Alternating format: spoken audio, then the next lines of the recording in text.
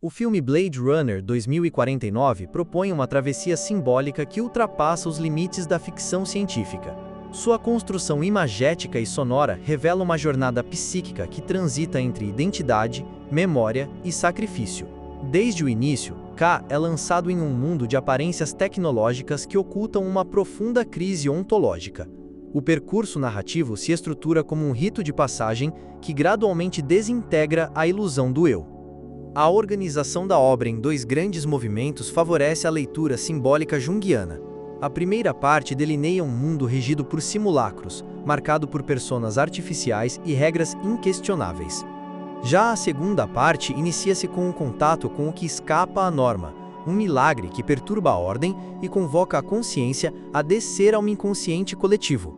Trata-se de um processo de dissolução da persona e de confronto com imagens arquetípicas. A paleta cromática da obra atua como um guia simbólico da trajetória interior de K. Cores quentes e vibrantes marcam os espaços onde a ilusão do controle se sustenta, mas onde o vazio psíquico já se insinua. Em contraposição, tons frios e opacos indicam regiões de profundidade emocional e abertura para o desconhecido. Cada cenário revela, através da cor, o estágio do processo de individuação em curso. Os tons amarelados e alaranjados que dominam a cidade de Los Angeles sugerem uma vitalidade ilusória. Essa atmosfera luminosa, sustentada por publicidade incessante e excesso sensorial, revela a inflação do ego coletivo. A persona social se sustenta na repetição hipnótica de desejos fabricados, enquanto o sentido de existência esvazia-se sob luzes artificiais. A cidade torna-se uma máscara simbólica sobre a decadência espiritual. A transição para tons azulados e acinzentados acompanha a entrada em espaços de maior densidade simbólica. O orfanato, por exemplo, é marcado por ruídos industriais que manifestam a opressão da memória reprimida. Já os silêncios que acompanham a perda de Joey assinalam rupturas profundas na estrutura da persona. O filme constrói assim um universo estético onde cor e som formam uma linguagem simbólica que traduz a dinâmica psíquica da individuação. O espectador é convocado a acompanhar um processo de despojamento, onde o que parecia sólido dissolve-se em fragmentos arquetípicos. A jornada de K começa na superfície do mundo tecnológico, mas o levará a um confronto inevitável com as forças arcaicas do inconsciente. Geografia do inconsciente. A cidade de Los Angeles em Blade Runner 2049 apresenta-se como cenário simbólico da persona coletiva. Superlotada, barulhenta e iluminada por anúncios incessantes, ela representa uma máscara tecnológica que encobre o vazio espiritual. A presença constante de chuva ácida simboliza um lamento inconsciente, uma forma de sofrimento coletivo que não encontra expressão consciente. A vida urbana expressa um automatismo emocional que reprime o verdadeiro self. O apartamento de K constitui um microcosmo dessa alienação urbana. Fechado, escuro e silencioso, o espaço físico reflete o isolamento psíquico. A presença de Joy, sua companheira holográfica, acentua a ilusão de vínculo. Joy funciona como uma ânima projetada, uma figura que oferece conforto e significado, mas que o impede de confrontar sua solidão essencial. O ambiente doméstico transforma-se, assim, em prolongamento da persona. Las Vegas aparece como um deserto radioativo, cenário de transição entre persona e self. A radiação intensa e o silêncio que domina a paisagem indicam a entrada em uma região psíquica de alta densidade simbólica. As ruínas douradas e os reflexos vermelhos compõem uma iconografia que remete ao núcleo do self, um lugar sagrado e perigoso onde as imagens arquetípicas surgem com força total. Trata-se de um território de iniciação. No centro dessa paisagem encontra-se Deckard, personagem que encarna o arquétipo do velho sábio ferido. O ambiente ao seu redor é marcado por símbolos decadentes da cultura pop, como hologramas de Elvis e estátuas femininas gigantescas. Esses elementos indicam a ruína da função simbólica na cultura e a necessidade de reintegração dos opostos. O encontro de K com Deckard inicia uma etapa profunda do processo de individuação. O orfanato representa uma zona de memória reprimida, onde a dor psíquica foi recalcada. Coberto por fumaça tóxica e marcado por estruturas em ruína, o espaço simboliza o inconsciente pessoal. É ali que K reencontra o cavalo de madeira, um objeto que atua como chave simbólica para o passado esquecido. O reencontro com o brinquedo inicia uma regressão necessária à reintegração da psique fragmentada. O cavalo de madeira emerge como um símbolo de self corrompido, soterrado sob lixo e esquecimento. Sua existência contradiz a memória falsa que K acreditava possuir, desestabilizando sua narrativa identitária. O objeto carrega uma data enigmática, funcionando como ponto de ancoragem arquetípico. Trata-se de uma imagem carregada de energia simbólica que impulsiona o ego rumo à verdade interior. As instalações da Wallace Corporation, marcadas por vastos espaços vazios e iluminação vermelha, representam o domínio da sombra inflada. Esses espaços simbolizam o desejo de controle absoluto sobre a criação e a negação da alteridade. A arquitetura hostil revela um psiquismo hipertrofiado, onde a lógica instrumental substitui a empatia. Wallace aparece como o arquétipo do demiurgo sombrio, cujo poder se sustenta sobre a cegueira espiritual. A trajetória espacial de K reflete, portanto, uma geografia simbólica da alma. Cada local visitado corresponde a uma etapa de sua descida ao inconsciente. A cidade representa a máscara social, o apartamento, a ilusão emocional, o deserto, a prova iniciática, o orfanato, a regressão, e a sede de Wallace, o confronto com a sombra. A jornada espacial transforma-se em processo psíquico, guiando K pelo labirinto interno da individuação. Joy é apresentada como uma manifestação da ânima projetada na psique de K. Sua aparência delicada, fala afetuosa e presença constante operam como compensação emocional dentro de um mundo árido e mecânico. O nome Joy, que remete à alegria, sinaliza seu papel simbólico como função de Eros artificial. Sua existência suaviza a rigidez psíquica de K, oferecendo-lhe uma ilusão de calor humano e reconhecimento subjetivo. A relação entre K e Joy é estruturada por uma fantasia de completude. Joy valida a existência de K ao chamá-lo de Joe, atribuindo-lhe um nome humano e distinto. Essa nomeação ativa uma sombra narcísica que habita o inconsciente de K, inflamando seu desejo de singularidade. A ilusão de ser especial sustenta uma persona idealizada que resiste ao colapso interior. A função da ânima nesse estágio é sedutora e enganosa. Mariette, a replicante de carne e osso, opera como sombra da Joy virtual. Quando Joy a utiliza como meio físico para consumar um ato sexual com K, a fusão entre a ilusão e o real revela a fragilidade da fantasia. Mariette encarna o corpo negado, a materialidade que Joy não possui.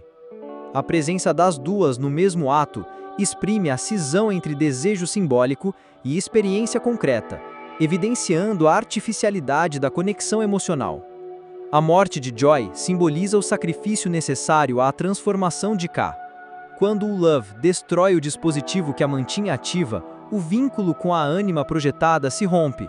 O silêncio subsequente marca uma quebra interior que desestabiliza a persona. A ausência de Joy conduz K a uma travessia solitária, obrigando-o a abandonar as ilusões que sustentavam seu sentido de identidade. A perda ativa o movimento rumo à individuação. O retorno da imagem de Joy na forma de um holograma publicitário gigante funciona como confrontação com a grande mãe negativa. Sua fala impessoal, "You look like a good Joe", anula a intimidade antes atribuída a ela.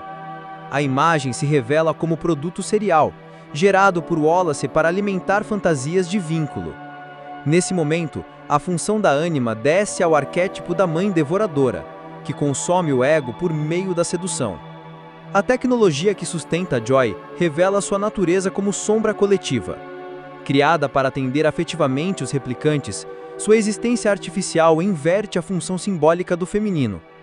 Em vez de mediar o contato com o inconsciente, Joy interdita a confrontação com o vazio psíquico.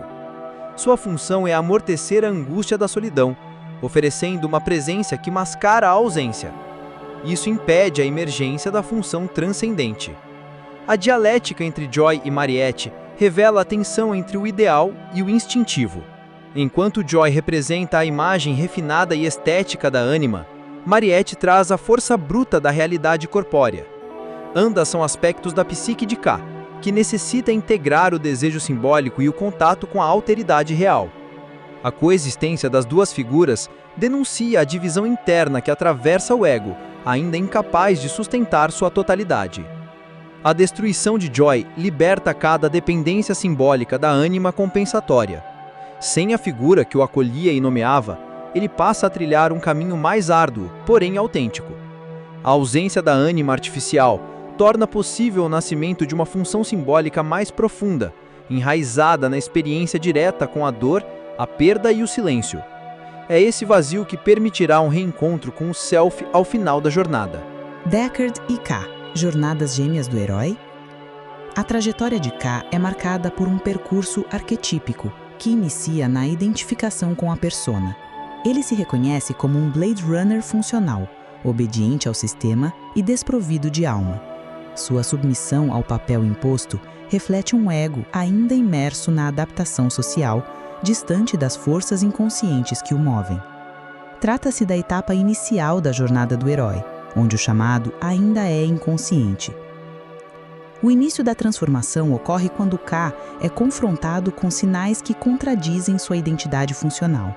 O cavalo de madeira e a data associada ao objeto ativam conteúdos reprimidos e produzem fissuras na persona. A suspeita de que possa ser o nascido o impulsiona à busca pelo sentido oculto de sua existência. Essa fantasia messiânica representa uma inflação do ego que precisa ser depurada ao longo do percurso. O confronto com Love expressa o embate com a sombra arquetípica. Ela atua como imagem espelhada de K, pois também obedece cegamente ao sistema, mas carrega em si uma intensidade emocional reprimida. O combate físico entre ambos é símbolo de uma luta psíquica pelo reconhecimento do valor próprio frente ao olhar dominador. A violência que emerge é a expressão simbólica do conflito interno entre submissão e autenticidade. Deckard, por sua vez, representa uma consciência que foi ferida e isolada após confrontar a verdade. Seu exílio em Las Vegas manifesta uma recusa ao mundo e uma tentativa de preservar um fragmento de humanidade. A convivência com símbolos decadentes e sua recusa inicial em reencontrar a filha indicam a repressão de seu papel paterno. Ele torna-se um velho sábio ferido, que guarda um segredo vital e doloroso. A relação entre K e Deckard estrutura-se como um vínculo simbólico pai-filho. K busca reconhecimento e orientação, enquanto Deckard resiste a reencarnar a função paterna. A luta no cassino exprime essa tensão entre gerações psíquicas, onde o ego mais jovem exige ser reconhecido e o ego mais velho teme reviver traumas passados. A colisão entre os dois expressa a tentativa de união dos opostos internos. O reconhecimento da verdade, de que K não é o nascido, atua como colapso da inflação egóica. A aceitação de sua insignificância no plano biográfico permite a abertura para uma dimensão simbólica mais ampla. O ego de K abdica da centralidade e se coloca a serviço de algo maior. Essa renúncia é o ápice do processo de individuação, no qual o sentido não está em ser único, mas em ser verdadeiro. Deckard, por sua vez, ao aceitar reencontrar Anna, inicia seu próprio processo de integração. A filha é a imagem do self geracional, aquilo que foi negado, mas que persiste como possibilidade de continuidade simbólica. O sangue compartilhado, evidenciado no exame de DNA, permanece envolto em ambiguidade, reforçando a dimensão simbólica da paternidade. O encontro final revela uma reconciliação entre sombra e luz, dor e legado. A aliança silenciosa entre K e Deckard constitui um momento alquímico. O ego que se sacrificou, K, conduz o sábio ferido, Deckard, ao centro do labirinto psíquico, onde o reencontro com o self é possível. O gesto final de K, de deitar-se na neve após cumprir sua tarefa, consagra sua passagem do ego funcional ao ego redimido. O herói torna-se veículo de um sentido que transcende sua história pessoal. individuação coletiva e arquétipos secundários.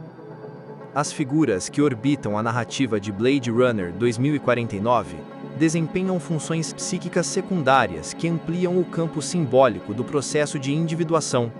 Love, por exemplo, representa a sombra coletiva, pois age como o braço violento de um sistema que nega a alteridade. Seu gesto de chorar ao cometer assassinato revela o conflito entre a ordem imposta e a emoção reprimida. A sombra institucionalizada destrói o humano em nome da eficiência. Freysa, por outro lado, encarna uma ânima transformada pela experiência da dor. Líder dos replicantes insurgentes, ela transcende o papel materno idealizado e simboliza a sabedoria do feminino integrado. É ela quem revela a K que o verdadeiro milagre é o nascimento coletivo, e não individual. Sua fala desloca a narrativa do ego para a totalidade, indicando que o sacrifício pessoal pode servir à renovação psíquica do coletivo. Wallace ocupa o lugar do arquétipo do Deus obscuro, figura que aspira à criação, mas cuja cegueira o impede de ver o valor do humano. Seu desejo de gerar replicantes nascidos revela a inflação do self divino. Busca-se o poder criador absoluto, sem a humildade necessária para sustentar a alteridade. A cegueira física é símbolo de uma espiritualidade corrompida, onde a luz foi substituída pela dominação. A neve que cai sobre o corpo ferido de K ao final não é apenas um elemento climático. Ela simboliza a fusão entre consciente e inconsciente, purificação e silêncio. O frio suspende o tempo, e a água que se acumula nos flocos exprime o retorno ao estado primordial. A morte de K sob a neve é símbolo da morte do ego inflado e do nascimento de um novo centro psíquico, mais autêntico, desapegado e integrado. Ana, criadora das memórias, representa o self como mediadora simbólica entre mundos. Sua função é semelhante à de uma sacerdotisa arquetípica, que elabora o sentido e protege o vínculo entre memória e identidade.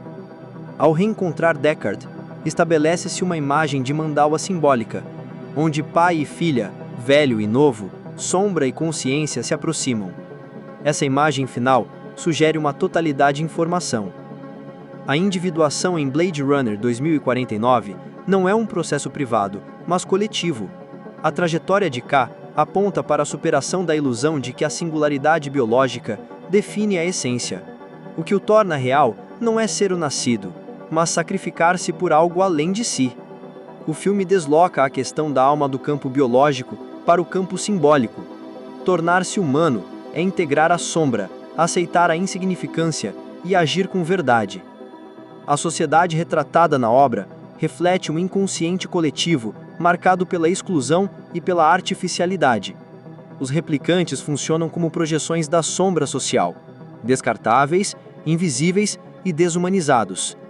Integrar essas figuras equivale a reconhecer que a humanidade não se mede por origem, mas pela capacidade de sentir, lembrar e sacrificar-se. Blade Runner 2049 encerra-se como um tratado simbólico sobre a morte da persona e a emergência do self. K não se torna especial, torna-se verdadeiro. Seu sacrifício redime não apenas sua jornada, mas reconfigura a relação entre os que permanecem. A individuação, nesse contexto, é uma dança entre ego e totalidade, onde morrer para o mito pessoal é nascer para um mundo interior, silencioso, invernal, mas finalmente autêntico.